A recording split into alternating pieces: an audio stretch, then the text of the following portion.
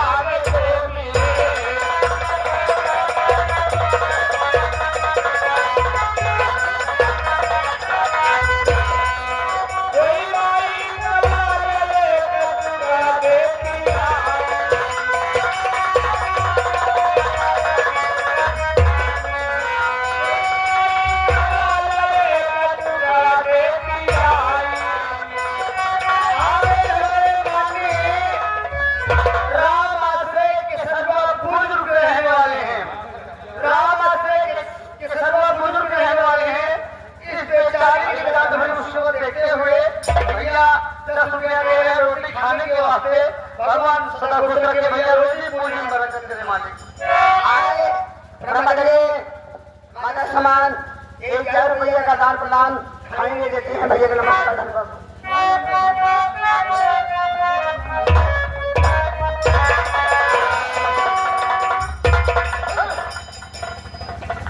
पैसा दे जाओ बेचारे के मुसीबत में हाथ ले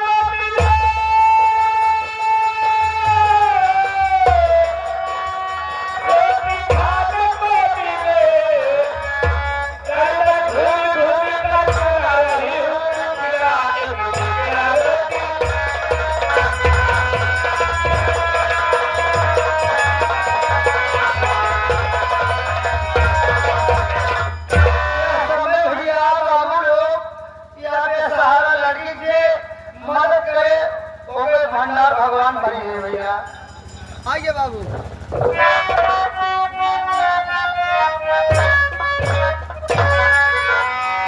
ये भैया कि मैंने कहा है कि बने बने के सब पार्टी हो थी गिरड़े सहारा नहीं वाला ये हो राय हो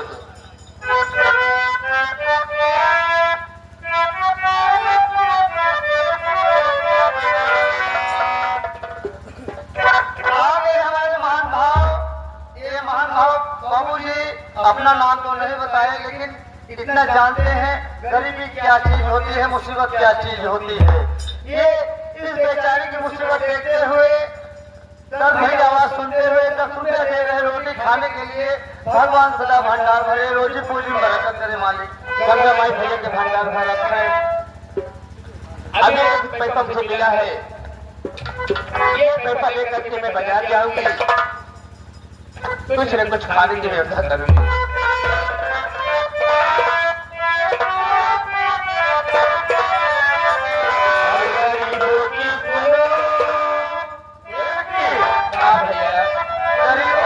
भैया हमारे महान भाव अपना नाम तो नहीं बताए लेकिन फिर भी उनके दर में ऐसी महसूस होगा कि हाँ गरीबी क्या चीज होती है।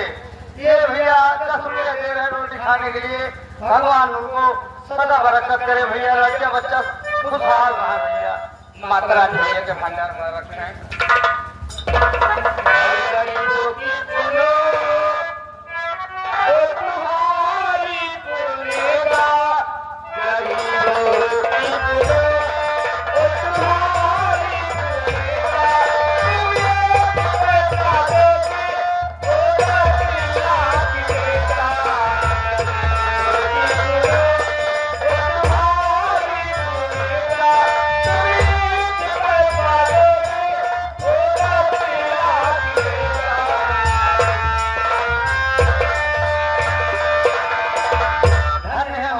आप इस बेचारी की दर्द भरी आवाज सुनते हुए बीकापुर की पावन धरती से आए हुए माता जी इस बेचारी की दर्द भरी मुसीबत देखते हुए 10 रुपया दे रहे रोटी खाने के वास्ते।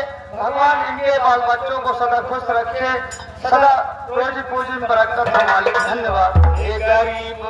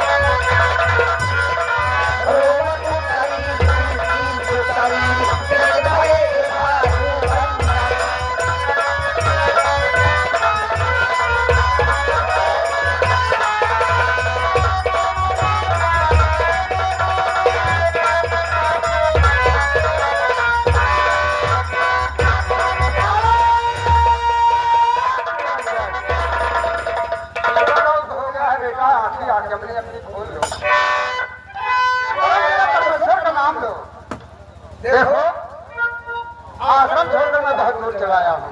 सेवा का वक्त हो चला है, थोड़ा सा परमेश्वर का नाम लेता हूँ, उसके बाद सोचो कि हम जाना कहाँ है।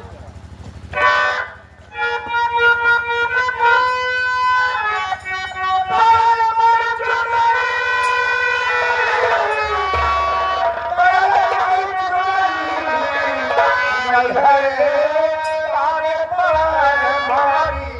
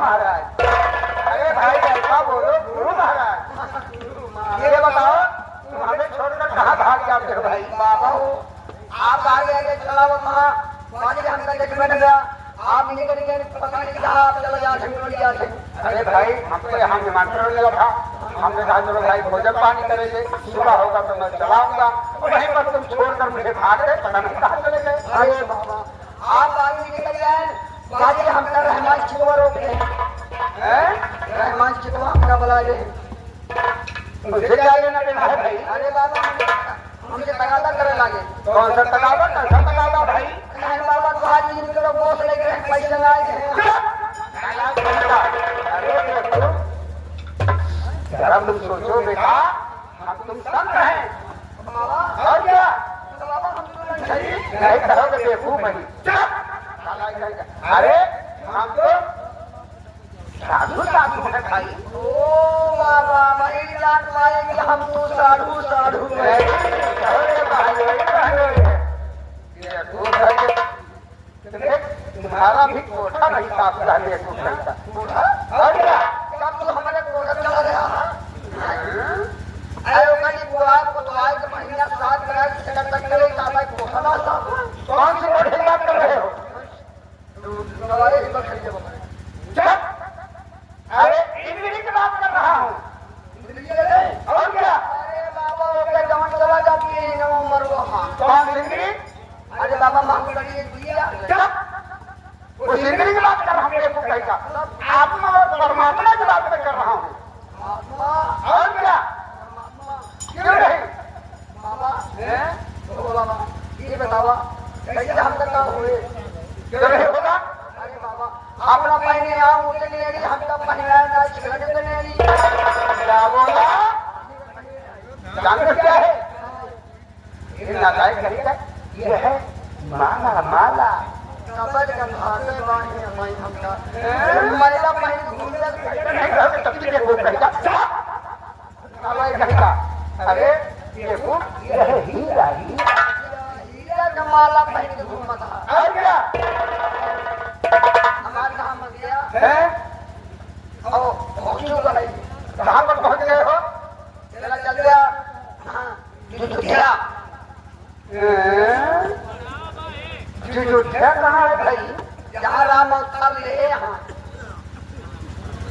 क्या उल्टा सीधा बोलते हैं जुजुठिया यहाँ राम अवतार ले यहाँ बाबा ओ ध्यान बात कर रहे हो यहाँ मर्यादा पुरुषोत्तम श्री रामचंद्र ने जन्म लिया है ध्यान बात कर रहे हो सब नहीं कहते हो